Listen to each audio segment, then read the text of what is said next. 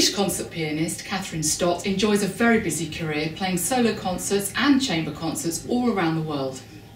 She was a prize winner at the International Leeds Piano Competition, and she's artistic director of many different music festivals and concert series. And I'm so pleased she's joining me here today for one of my classical conversations here in the Gerald Moore Room at the Wigmore Hall in London. Lovely, welcome. Thanks very much, Melanie. Nice to meet you finally. No, it's lovely. It's been great talking to you. I'm really excited about it. I'm going to start by asking you all about your musical education, how you started, what age were you, whether you come from a musical family, what's the catalyst? I think I started playing the piano around the age of 5. My mother was a sort of part-time piano teacher, so we had a little upright piano in the house. And I don't remember that she tried to force me to learn or anything, but I think I was just very inquisitive and very nosy, and I naturally just wanted to have a go at the piano. I think, like a lot of kids, I struggled when she then did try and give me a few lessons, and so I remember it wasn't pleasant. I think it was probably horrible for her, and I didn't want to be told anything, and I could sight read very quickly. Right. So I think for somebody like me that had a very low patience threshold, I can remember kind of whipping through pieces and thinking, well, I've done that, that's it, that's fine, I'm on to the next. But I think, to Mum's credit, she sort of knew that I should have lessons with somebody, so she sent me to a local teacher in the town where I grew up, which is Nelson in Lancashire. And from then I progressed to another local teacher who was an absolute fanatic of little local piano competitions and festivals. So I think they still exist. I don't know if they exist in quite such abundance as they used to. But every town kind of had its own little music festival, and that's great. I can remember bumping into Stephen Huff at one of these things. We were all on this little diddy circuit. So at about the age of 6, I loved it because I was always off school, and I really didn't care. I didn't feel nervous about it. Unlike my brother, who was very traumatised by having to do these things. So I just used to get up there in my party frock and go and play, and I thought it was fun. And I think, I guess I'd be 7 by this point, and at one particular competition, the adjudicator took my mum aside and said, you need to do something with this girl. I'd won like 7 trophies or something very obnoxious. And this lady suggested the Menuhin School. So if she'd suggested something else, maybe I would have ended up there, but that is where I went. I don't think my parents knew. They weren't a particularly overly musical family. I mean, it was just, it was there a little bit. My dad was really keen on Italian opera, so that's what I grew up listening to. It wasn't listening to the piano, except for my mum teaching these wee ones. So I must have auditioned. I don't remember much about it, but at the age of 8 I went off to Menuhin School and came out at 16. Quite a long time. So it was a long time, and it was a big change. Yes, I can imagine. Which teacher then do you think then was most crucial in your development as a pianist? That's actually very difficult to answer, because at Menuhin School I had a real cross-section of teachers. Some who profoundly influenced me in very subtle ways. So, for instance, Vlado Pelmuter used to come and visit the school. So this kind of first-hand knowledge of what Ravel, of him studying with Ravel, and the sounds that he used to make, and we used to go and hear him play in London and everything, and I've never forgotten that, because his sound was something else. Nadia Boulanger, she used to come and, she did terrorise us at the same time. I've heard about, yes, I've heard She about. was an absolutely frightening woman, but the standards that somehow she expected us to be able to achieve, I think later influenced me somehow. I mean, I wish I hadn't found her so scary. I did play Fauré's 4th Barcarolle to her in a kind of lesson, just the 2 of us, and that was wonderful. And then she was very kind and gentle, and there wasn't this kind of audience to pick on, which she seemed to get a little bit more excited over. So again, you know, this kind of direct link to composers. So those things influenced me a lot. My regular teacher at Menuhin School was a total nightmare. So I had very mixed messages for 7 or 8 years, and I emerged from there very confused, to say the least. So I think I'd learnt a lot, and I didn't know what to do with any of it, and I had no confidence, and I wasn't made, when I left, I wasn't made to feel by school, I think, in a way that I could go on and do anything. That's sad. So it was a strange feeling. That's sad, yeah. So I think I had to fight that for quite a long time. And so I'd say the person that kind of saved my life, my musical life, was Kendall Taylor, who was a lovely man. And I studied with him at the Royal College of Music in London for 4 years, and he just put me back together again somehow. So I don't think I went in there kind of broken, but I was just totally dysfunctional. So even playing a piece through, I was traumatised because, you know, we were encouraged to spend 2 years on one piece. Yes. One piece being Chopin Ballade or something. So I couldn't play in the end. Yes, I can It was all understand far too slow. And I remember my first lesson with Kendall, and he said, well, so what's your repertoire? Then tell me a bit about you and all that. And I said, well, you know, I've kind of 5 pieces. And he looked at me like, oh my God, what do we do with this? Gosh. And so I'd also done lots and lots of chamber music, and he almost forbid it for a little while. He said, I just want you to concentrate on yourself. And it seems a bit strange, but I think I just had to start to believe that I could do something. Yes. So he had tremendous faith in me. And it's interesting if I think about it, because I chose him as a teacher just on some sort of vibe about him. I didn't know anything about him. When I think of some decisions I've made in my life, I think we're all like that. You know. But we were encouraged to do the diploma before we actually got there as students of Menuhin School. So I went to do the ARCM as a student at Menuhin School, and he was the sort of head of the panel. And I thought, he's so nice, this man, he's so sweet. I want to study with him. And that was it. Intuition. Yeah, something. So there was something, you know, for a lot of other people, he was almost too gentle and too soft and didn't push. And for me, that was kind of what I needed. He knew how to kind of bring out the best in me in a different way. Yes. So it was rather nice. How did you develop your technique then? How did it develop over the years, do you think?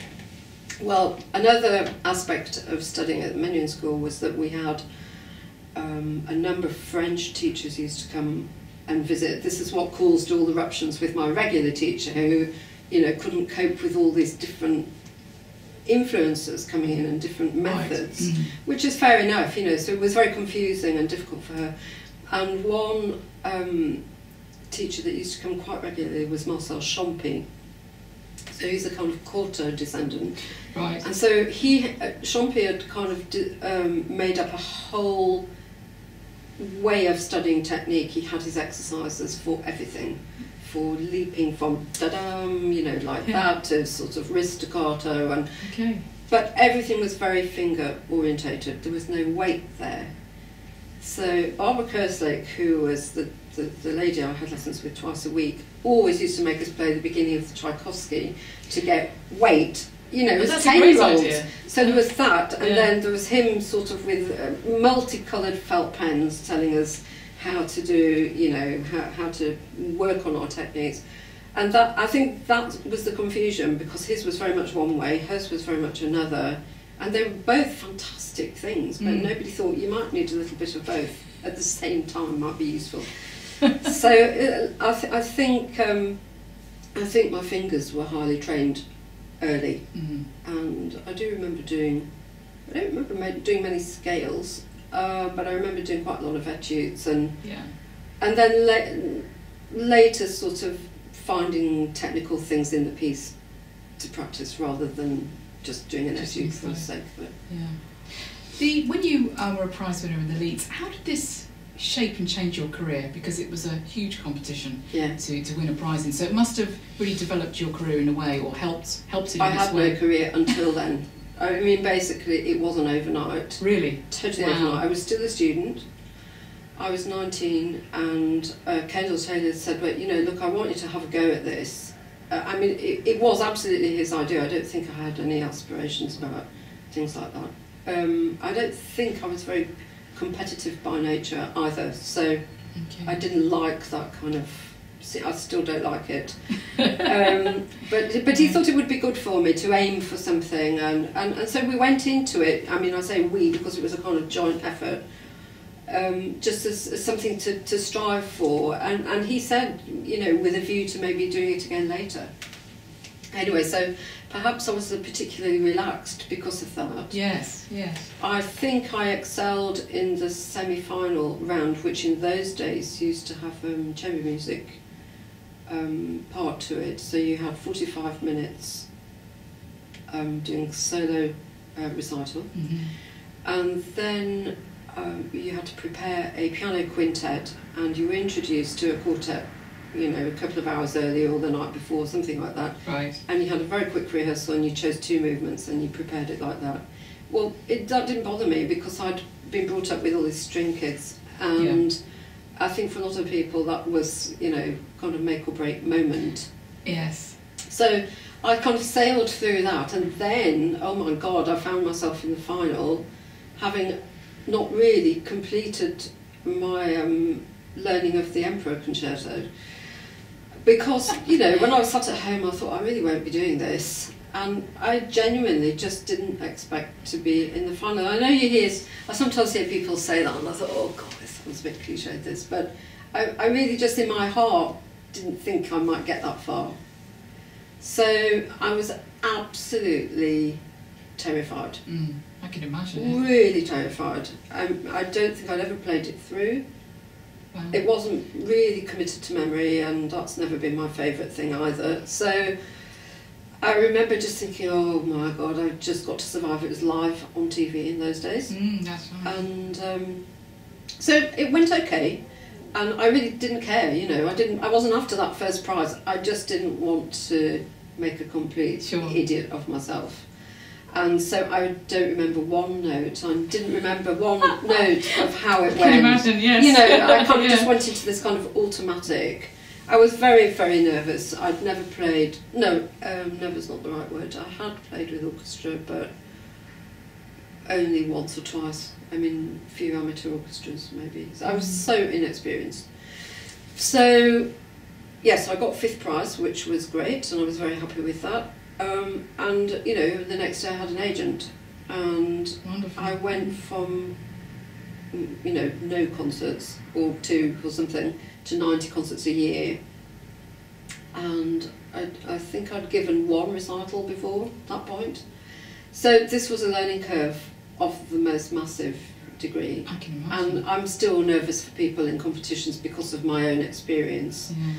So for 3 years I kind of managed it, but because my repertoire was so limited, remember going back to Melanie school, I was still catching up. Everything, the one advice I never got from anybody was don't say yes to everything, and don't play anything, you know, any piece that anybody asks you. Yes. So suddenly it was, you know, LSO might ask for the Greek new piece, fine. RPO wants Rack 2, yes, fine, new piece, no problem. You know, lots of emperors, of course, because that was my kind of party piece. Everything was new. Tchaikovsky, you know, Liszt, not just one of them, but 2, you know, all within months. I used to offer people 3 recital programs, and they could all come up in a week. How bonkers is that? Not one piece Very repeated. tough. Yes. You know, just nuts. I don't know what I was thinking of. And although I had amazing advice on a number of occasions from this particular agent, at that point they didn't tell me quite what to do. And I thought, well, this is what we're supposed to be working for, so I better have to get it, you know. Yes. So I had a kind of meltdown 3 years later. I can understand. And I picked up the phone to this chap and I said, that's it, cancel everything. I don't want to play anymore. I'm playing really badly. I don't enjoy it. I was a bag of nerves because I was just so scared everything was new. And I just thought, I actually don't enjoy it. It's not what I thought it was going to be. So he was very good with me at that moment in particular. And he just said, don't worry, you know, this is you're not the first person this has happened to.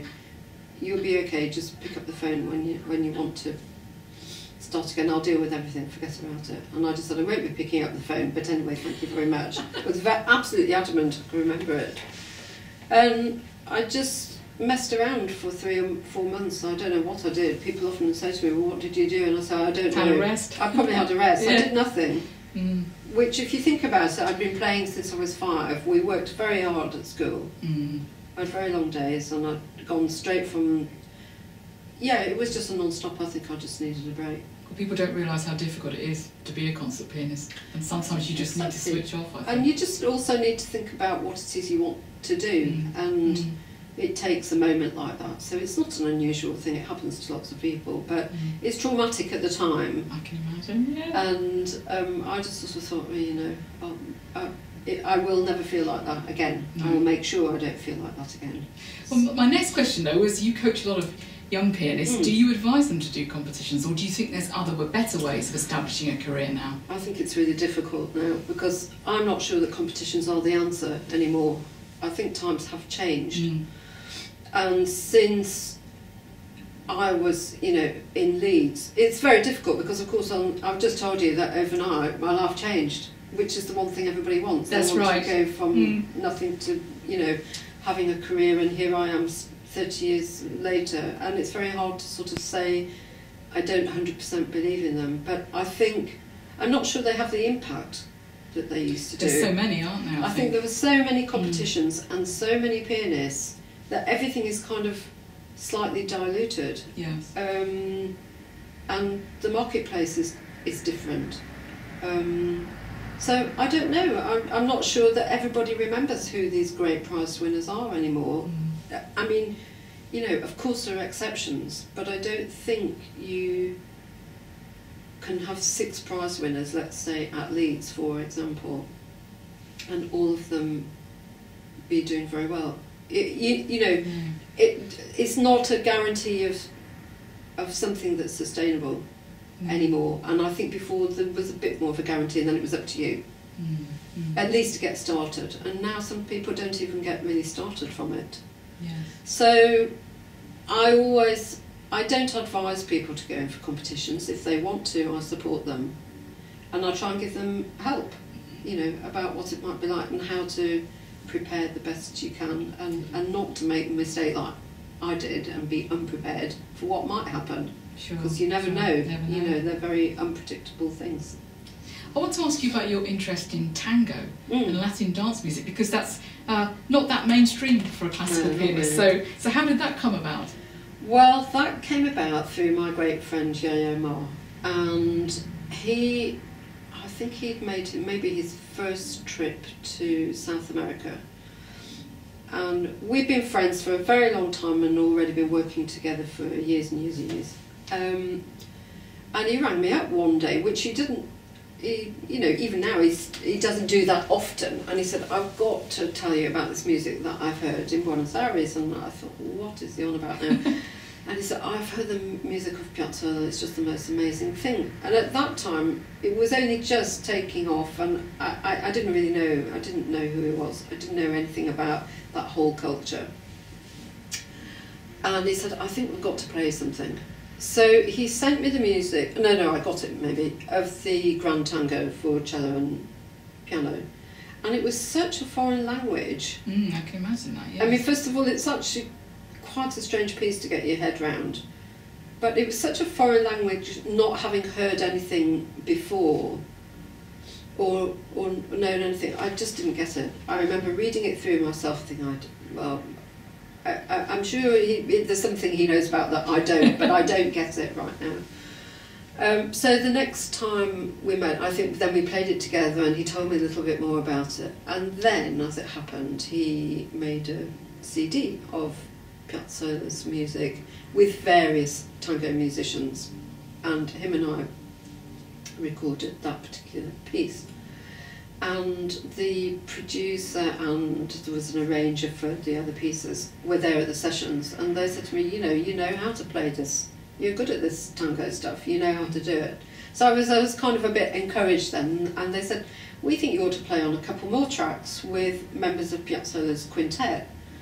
I thought, wow, this sounds exciting, so I better do some research quick, and then I really got into it. Right. So I really knew then that we're not necessarily talking about cello and piano, we're talking about bandoneon and that whole life of, the cafes and yes. and then the old tango music and the songs and the dance music and all that. So I got absolutely hooked on it. I can imagine. And then from then it went to Brazilian music, but I think the thing really is, if possible, is to learn from the ones that really know, because they will give you so much knowledge.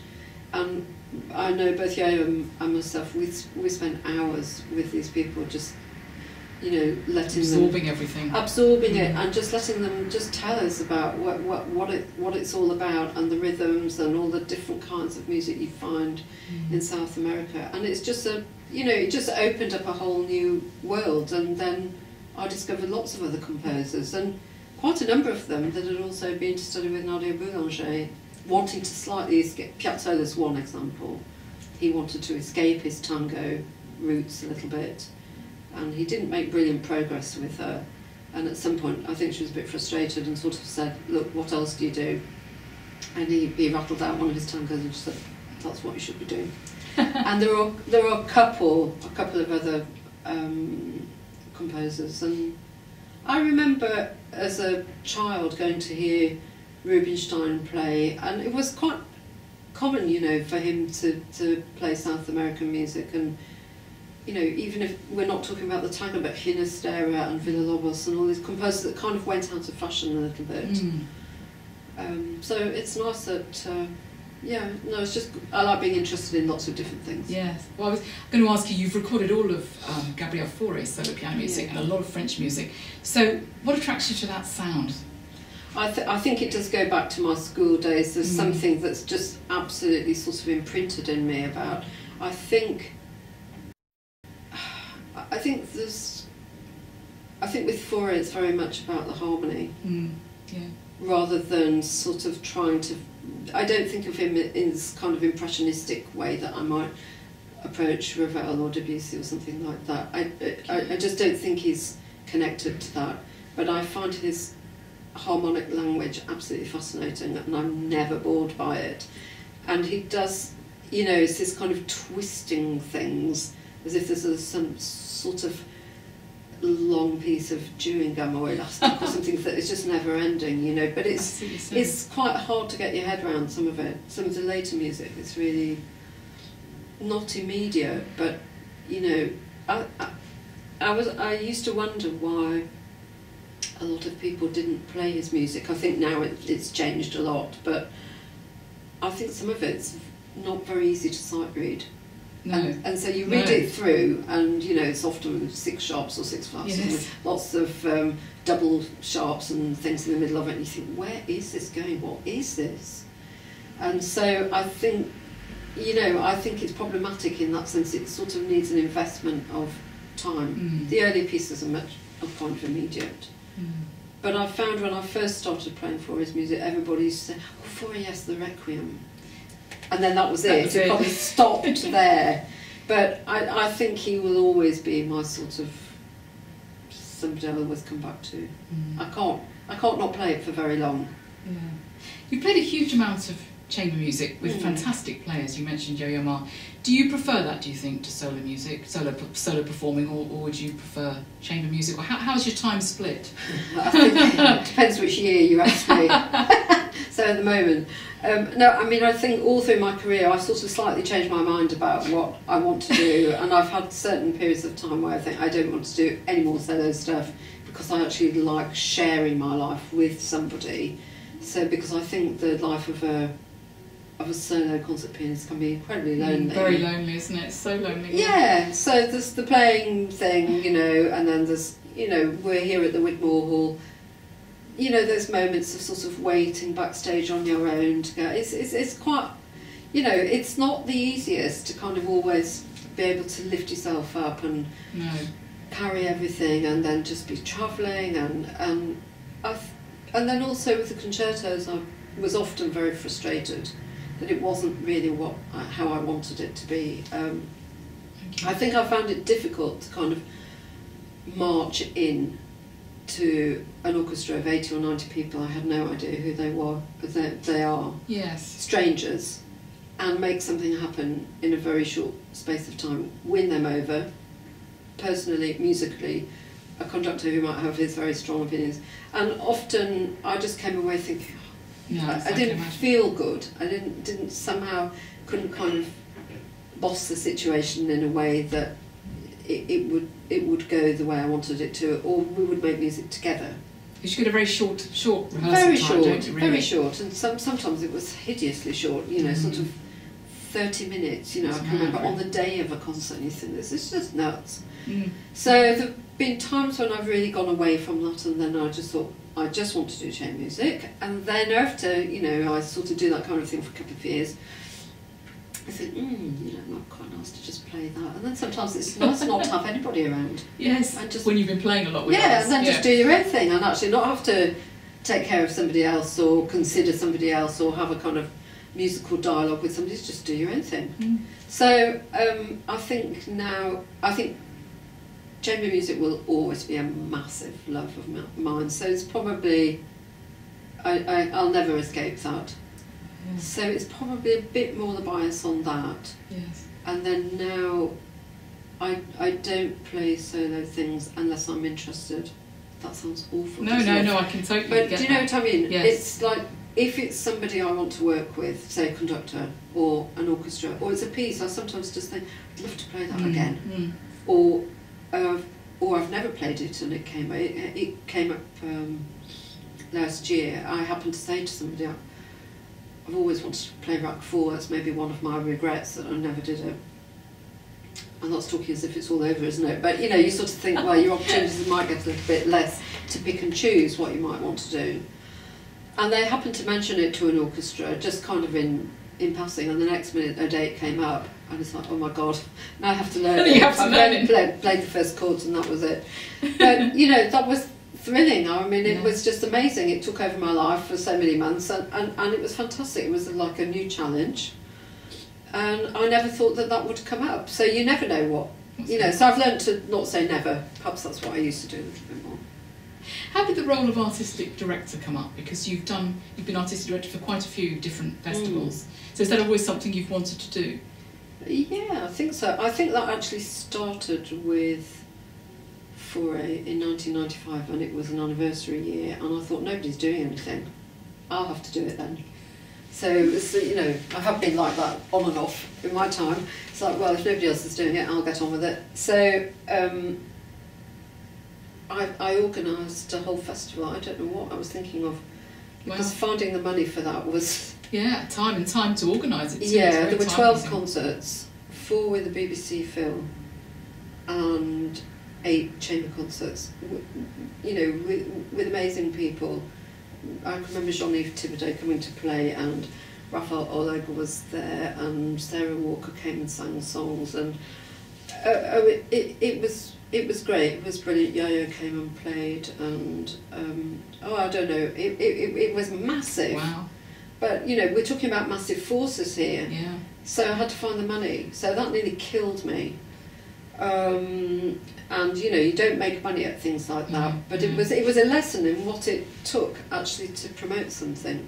And I sometimes think you know, people could do with knowing a little bit more about that. So I did everything from grassroots level right up. So it was a massive project. And I think I probably vowed I'd never do another one. So I never did another one on that basis. I just thought, I'm happy to think of things, but it will be for other people.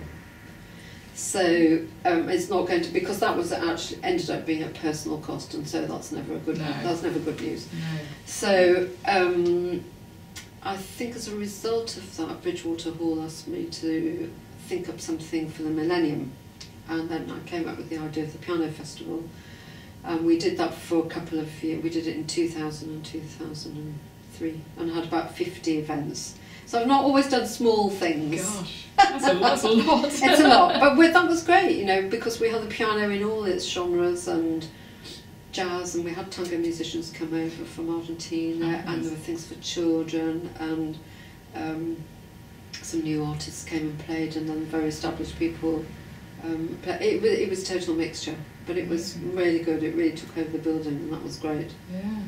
So what exciting plans have you got coming up next year or so? What's happening? I have a job to think what I'm doing tomorrow, let alone next year. Well, in the immediate future, I'm off to South America, and so I'm really excited to go to Chile for the first time, because I'm a real travel kind of freak. So you've got to be, haven't you? Well, you do, yeah. So on the one hand, you kind of moan about it, and sort of say, oh, you know, travel's is kind of exhausting and everything. But I do get very excited about going somewhere brand new, and actually I'll be coming to the Wigmore Hall here with Yo-Yo. So things that are kind of slightly out of, you know, we got so used to now playing in sort of whopping, ginormous places. Something that's just unusual kind of gets me excited. Yeah, so I don't know, it's just a kind of constant whatever. But I'll only do that if I'm interested in what I'm playing and the music, otherwise it's one big treadmill. So what does playing the piano mean to you? Do you know what? I think the piano has actually been my constant companion in life and the most stable thing throughout everything. It sounds weird, but I can't imagine life without it. It's a way of expressing myself. It's a kind of, I also have a kind of physical need to play it. I don't think I have a need to perform, which is an interesting thing. So I don't see myself being wheeled out here when I'm 100 if I live that long. I think, you know, I do imagine there's a time I don't feel, if I'm not in shape, that I have to go and perform for public. You know, it just happens that that's what I do, and I have to do it in order to survive in a way. I can't just sit in my room at home and play. But my interest really, I'd like to practice more. I do practice quite a lot, but I'd like to learn lots of things, not necessarily for performance, just to learn them. For yourself. Yeah. Thank you so much for joining me today. Oh, it's been a pleasure. I really enjoyed it. Thank you. Thanks, Melanie.